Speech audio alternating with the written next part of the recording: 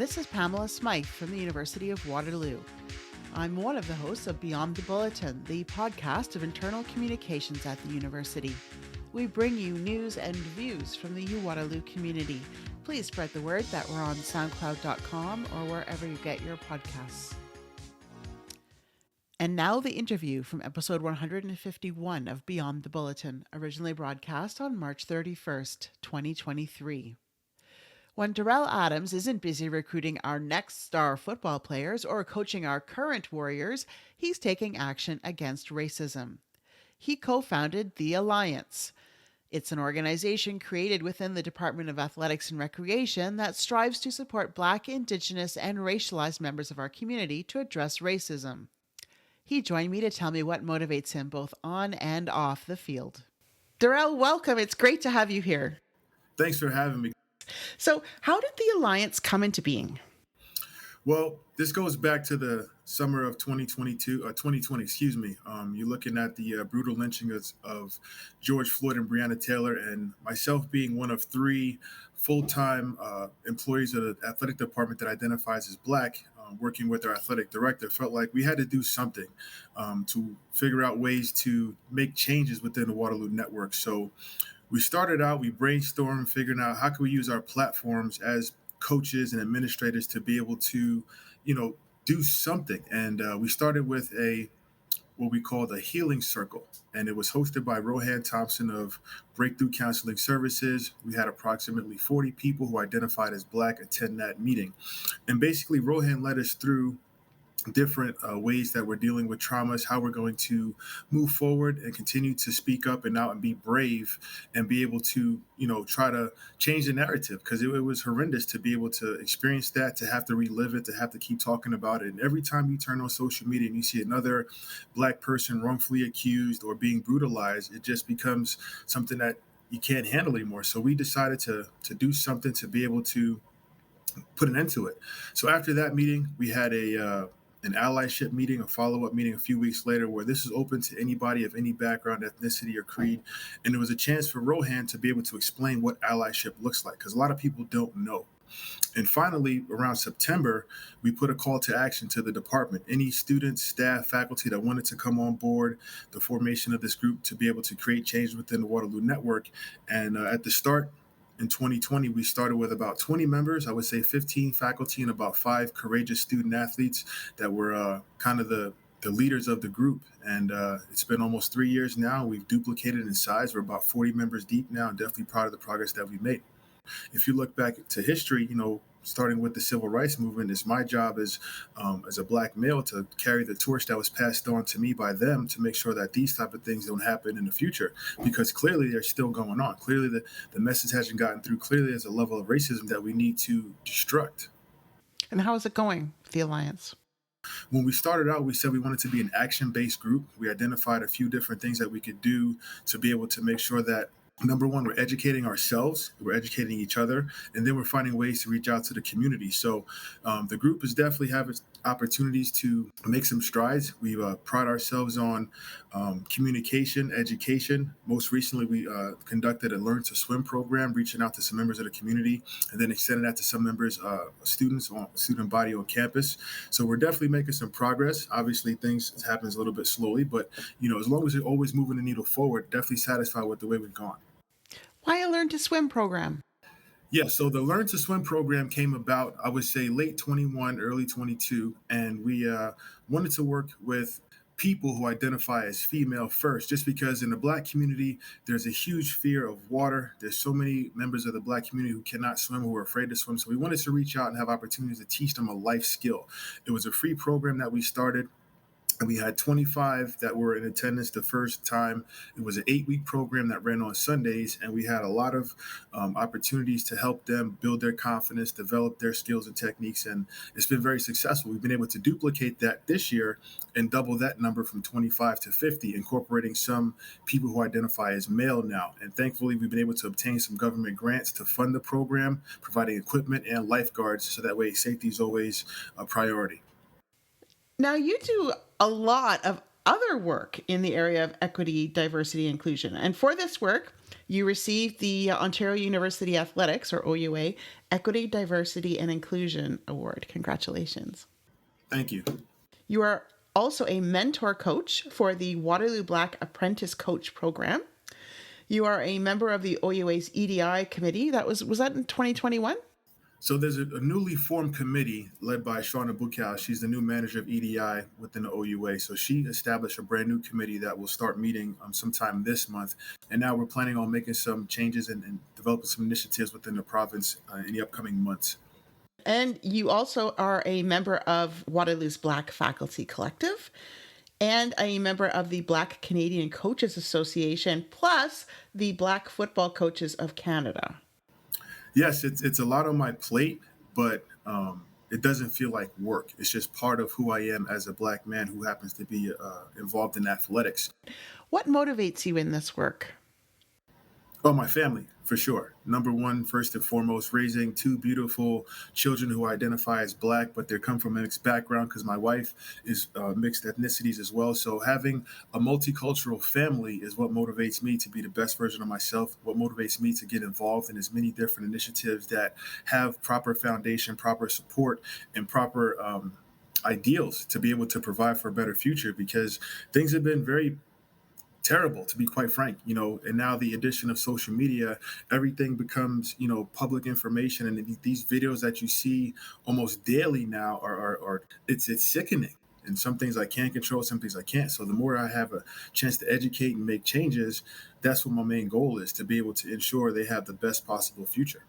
What's the Black Football Coaches of Canada group and the Black Canadian Coaches Association?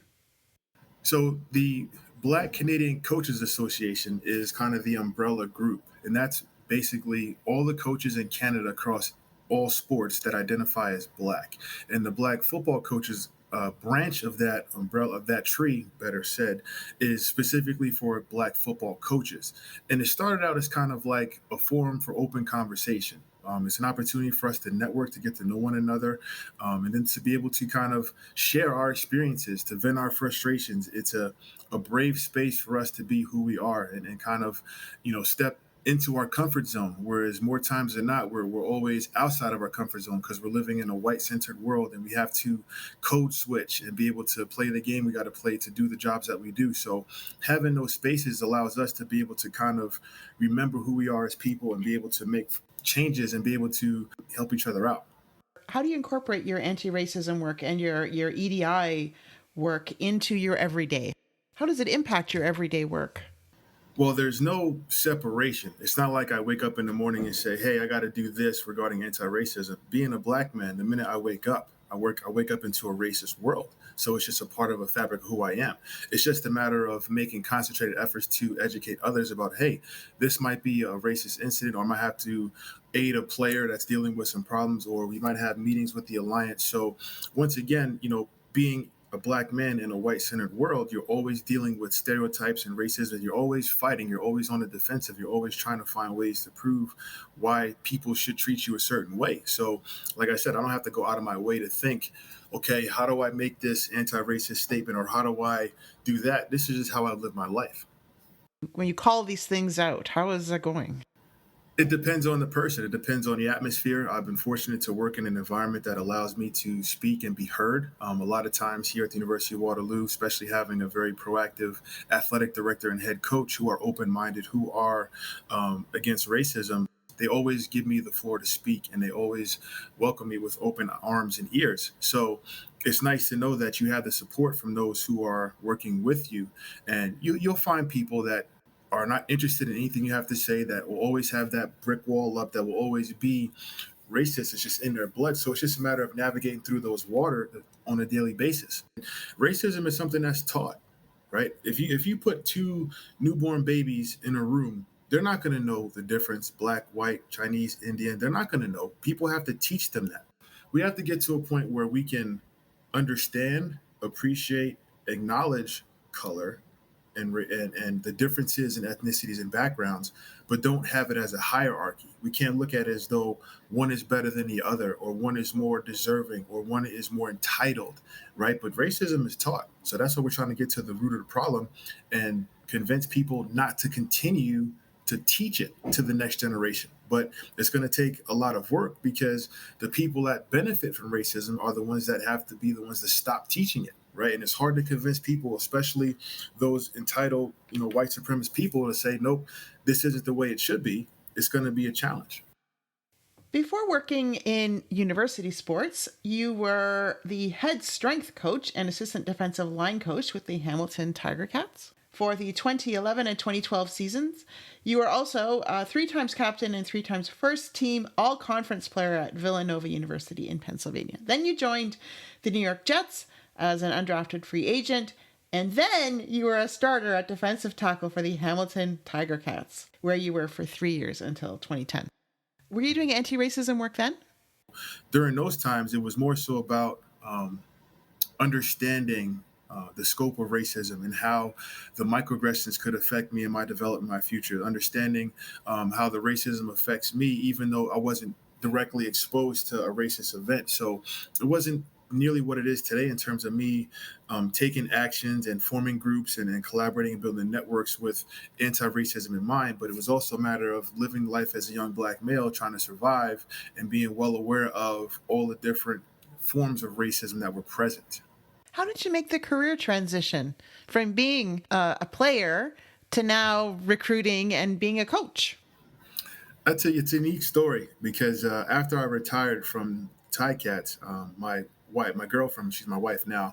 At the time, she was sponsoring me to stay in the country. We had my son was going to be on the way. This is 2010, so we're waiting for my paperwork to come back from the government. And at the time, anybody playing for the Cats that was American was on a closed work permit, which meant you couldn't go to school, you couldn't be employed by any other organization. You had to be employed by the Cats. So I called them up and asked them for a favor. I said, listen, I'm waiting for my paperwork to come through. I have my certification with strength and conditioning. Can you hire me in any capacity, whether it be janitor, ball boy? And they did me a favor, a blessing. They hired me as a strength coach and allowed me to be assistant with the defensive line. And I took a liking to coaching. That wasn't my ultimate goal. I was one of those players back in the day, felt like I was going to play in the NFL, make a lot of money, and open up a chain of sports bars. Well, that got derailed. And once that went off the rails, I had to swerve, and I got my certification for strength conditioning. I was doing some personal training at the time. And once I started coaching, I realized how much I liked it. Having a chance to mentor young guys, especially those who migrated from the States to Canada with that transition, teaching them how to be pros, taking care of their body, preparing to be successful on the field, and experiencing success through their eyes. And it was something that I really took a liking to. And then have an opportunity to transition to Carleton University. I really feel like coaching the collegiate level was my comfort zone because now I have a chance to recruit young kids out of high school, young as the age of 15, and really paint a picture for them of what their future could look like as a Black male coach who graduated from university, who's played at the high level, but now has a career post playing days. So for all those reasons, I've taken the last 12 years to really learn how to be the best coach possible, how to mentor, how to lead, how to educate, and how to use all my tools and experience to empower others. Well, you were in a recruiting position when Trey Ford joined the Waterloo Warriors. When he was on the podcast, we talked about racism in football, specifically the lack of starting quarterbacks who are Black. And that he said even when he was trying to get into university to play football, some schools refer to him as a quote unquote athlete, which we talked about as a code to discriminate against Black players and try to dissuade him from pursuing quarterback position. How does his recounting of that mesh with what you've seen? There were so many other universities that were saying, oh, you're going to play a different position. You can't play quarterback. You shouldn't play quarterback. Whereas we were telling him ever since grade 10 that, hey, you're going to be a quarterback. You're going to play quarterback. And he believed in that, and we stayed true to our word. And combining recruiting him and his twin brother, Tyrell, we knew it was a package deal. So Trey was the highly recruited player. Tyrell was kind of a bit of an afterthought for those other coaches, whereas for us, our primary strategy was to recruit Tyrell first and remind Trey that we're going to recruit you as a quarterback. So Chris Patoya had a great plan of action that we followed through with. We spent a lot of time at games, brought them for campus visits, and just kept reminding them both, you're a package deal, you're going to play together, you're going to change the culture here at Waterloo, and you're going to do so by playing quarterback.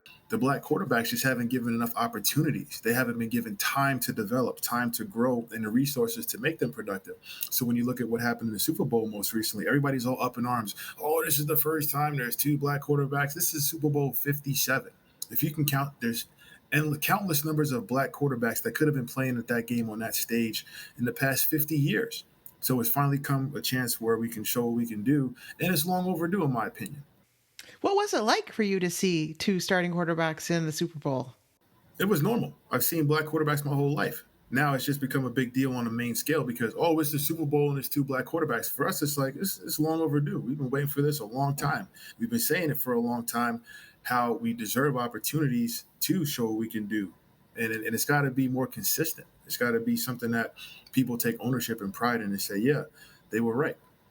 Do you think that with Trey Ford's success as a quarterback, that now there's going to be this change in university sport where there's going to be a lot more black quarterbacks? Well, progress is a slow process. So having Trey have the success that he had is only evidence of what you could do when given opportunity. So I'm hoping that there'll be changes. I'm advocating for changes, and part of why I do what I do is to create opportunities for other quarterbacks like Trey to even pursue it, right? Because sometimes black quarterbacks can be dissuaded because they know at some point a coach somewhere is going to move me. So if we can have more people like myself in positions as coordinators, as coaches, as athletic directors to be able to say, hey, give that kid an opportunity, it's going to be a very slow process. But if we don't keep pushing the needle, it'll never happen. So that's part of my everyday goal is to push the needle a little bit further every single day.